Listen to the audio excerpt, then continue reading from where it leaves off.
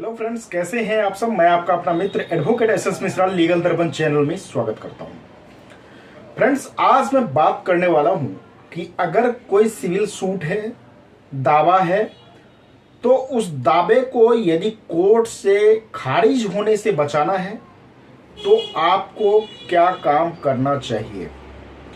आप जब कोर्ट में प्लेंट फाइल करते हैं, कोई सिविल सूट फाइल करते हैं, तो सिविल सूट में क्या क्या चीज़ें आपको ध्यान रखना चाहिए जिससे कि आपका सूट आपके नेग्लिजेंसी के कारण, लापरवाही के कारण, कमी के कारण कोर्ट के द्वारा खारिज ना किया जाए। तो इनसे बचने के लिए आपको क्या करना चाहिए, दीवानी जो कानून है, सिविल कानून जो है, उसमें कहाँ पे इसका प्रोविज़न है, इन सब के बारे में बात करूँगा, बताऊँगा। तो इसे जानने के लिए वीडियो को लास्ट तक देखें, और वीडियो देखने के बाद अच्छा लगता है तो हर बार की तरह इस बार भी एक ही रिक्वेस्ट है कि चैनल को ज़्यादा से ज़्यादा सब्सक्राइब कीजिए, वीडियो को ज़्यादा से ज़्यादा लाइक कीजिए और शेयर कीजिए। आइए फ्रेंड्स, जानते हैं। फ्रेंड्स, जब कभी हम सिविल सूट फाइल करते हैं, प्लेंट तैयार करते हैं, तो प्लेंट तैयार करते समय हमें बहुत सावधानियां बरतनी पड़ती है, क्योंकि जो आप प्लेंट तैयार करेंगे उसी के बेस पे पूरा केस चलेगा, फाइनल आर्गुमेंट होगा, उसी के बेस पे डिक्री निर्धारित करती है। इसीलिए जब कभी आप प्लेंट तैयार करें, दावा तैयार करें, तो दावे को अच्छे तरीके से थोड़ा समय लेके तैयार करें, उसमें कोई चीज छूटना नहीं चाहिए। और साथ ही साथ लिस्ट ऑफ डॉक्यूमेंट जो है, डॉक्यूमेंट जो आप लगाते हैं, जिसके बिहाफ पे आप दावा फाइल करते हैं, कोर्ट में दावा तैयार करते हैं, जिस डॉक्यूमेंट के आधार पर, दस्तावेज के आधार पर, वह दस्तावेज को सही से लगाएं। इसका प्रोविजन सीपीसी के ऑर्डर 7, रूल 14, आदेश 7 और नियम 14 में किया गया है। डॉक्यूमेंट को प्रोड्यूस करने के लिए उसमें बताया गया है कि जब कभी प्लेंटिफ यानी वादी वाद फाइल करता है तो उसको डॉक्यूमेंट पे ध्यान देना ज़्यादा जरूरी है।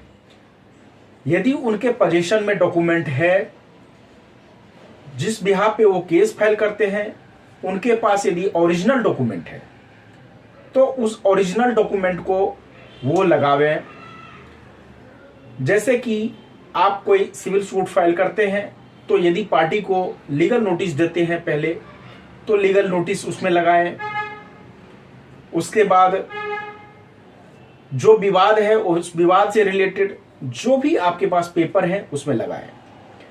बात आती है उस पे कि यदि आपके पास ओरिजिनल नहीं है, फोटोकॉपी है, तो आप फोटोकॉपी इसमें लगाएं। लेकिन ये चीज आप अपने दावा में मेंशन कर दें कि मैं जो केस फाइल कर रहा हूं, जो दावा मैंने दिया है, इसमें मैंने फोटोकॉपी डॉक्यूमेंट का लगाया है, मेरे पास ओरिजिनल कॉपी इसका नहीं है, डिफेंडेंट के पास है। जब डिफेंडेंट को नोटिस जाता है, यानी प्रतिवादी को नोटिस जाता है, वो कोर्ट में आते हैं, तो आप एक एप्लीकेशन कोर्ट में मूव कर दें कि डिफेंडेंट इसको रिकॉर्ड पे लाए, ये डॉक्यूमेंट इनके पास है, इस डॉक्यूमेंट को, दस्तावेज को ये रिकॉर्ड पे लाए। तो जब कभी आप केस फाइल करते हैं, कोई सिविल सूट, सिविल दावा प्लेंट तैयार करते हैं, तैयार करते समय जब उसको फाइल करते हैं, तो डॉक्यूमेंट पे ध्यान देना जरूरी है। लिस्ट ऑफ डॉक्यूमेंट जो आप तैयार करते हैं उसको प्रॉपर तैयार कीजिए। ओरिजिनल डॉक्यूमेंट यदि आपके पास है तो ओरिजिनल डॉक्यूमेंट लगाइए। यदि ओरिजिनल डॉक्यूमेंट नहीं है, सर्टिफाइड कॉपी है, तो उसको कोर्ट में ओरिजिनल ही माना जाता है, एज ए एविडेंस के रूप में वो भी माना जाएगा, तो उसको लगाइए। और यदि आपके पास वो भी नहीं है, फोटोकॉपी है, तो आप लगा सकते हैं। और उसके बाद वो चीज़ें आपको प्लेंट में बाद में मेंशन करना चाहिए। कभी कभार क्या होता है कि ये सब चीज़ गलतियां करते हैं, जिनके कारण से आपका प्लेंट खारिज हो जाता है।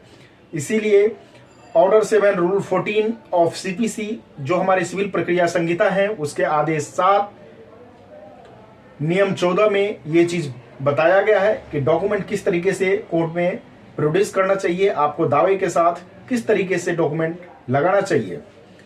यदि आपके पास ओरिजिनल है तो लगाएं, यदि दूसरे पार्टी के पास ओरिजिनल है तो वो जब कोर्ट में पेश होता है तो आप एप्लीकेशन कोर्ट में मूव करें और एप्लीकेशन फाइल करने पे उसको डायरेक्ट करेगा कोर्ट कि वो ओरिजिनल कॉपी को रिकॉर्ड पे लाएं। यदि आप ऐसा नहीं करते हैं पहले दावा फाइल करते समय, और जब इशू फ्रेम हो जाता है उसके बाद जब एविडेंस पे मैटर आता है, फिर आप डॉक्यूमेंट को रिकॉर्ड पे लाना चाहते हैं, आपको कुछ चीजें ध्यान आता है कि ये डॉक्यूमेंट मैंने नहीं लगाया, ये ओरिजिनल नहीं लगाया, फोटोकॉपी लगा दिए और दावा में मेंशन नहीं किए। फिर इशूज फ्रेम होने के बाद जब एविडेंस पे मैटर आता है तो वहां पे डॉक्यूमेंट को रिकॉर्ड पे लाने में बहुत दिक्कत हो जाती है। कभी कभार डॉक्यूमेंट रिकॉर्ड पे आता भी नहीं है, बाद में बहुत दिक्कत होती है, उसे सेकेंडरी एविडेंस के रूप में उसको लाना बहुत दिक्कत हो जाता है। इसीलिए इन सब चीज़ों को ध्यान में रखें और तभी केस फाइल करें। सिविल सूट, जैसा कि आप लोग जानते भी होंगे, सिविल सूट को फाइल करना, उनका ड्राफ्टिंग बहुत ही जटिल है, बहुत ही कठिन है। सिविल सूट को तैयार करते समय बहुत सावधानियां बरतनी चाहिए, एक एक चीज़ को देखना चाहिए। आपके जरा सी लापरवाही, छोटी सी गलती आपके सारे केस को खारिज करवा सकती है। आपका केस जो अपने हाथ में है वो केस दूसरे पार्टी के हाथ में जा सकता है। इसीलिए इन सब चीज़ों पे ध्यान रखें, खासकर जो डॉक्यूमेंट है, जिस डॉक्यूमेंट के बिहाफ पे आप केस लड़ने की सोच रहे हैं, केस आपने फाइल किया, उस डॉक्यूमेंट को सही तरीके से लगाएं। तो आप लोगों को ये वीडियो कैसा लगा आप मुझे कमेंट करके ज़रूर बताएं, और यदि कोई कन्फ्यूजन हो तो आप मुझे कमेंट कीजिए, उसका रिप्लाई देने का मैं कोशिश करूंगा। आज तक के लिए फ्रेंड्स इतना ही, फिर मिलते हैं नेक्स्ट वीडियो में, तब तक के लिए धन्यवाद।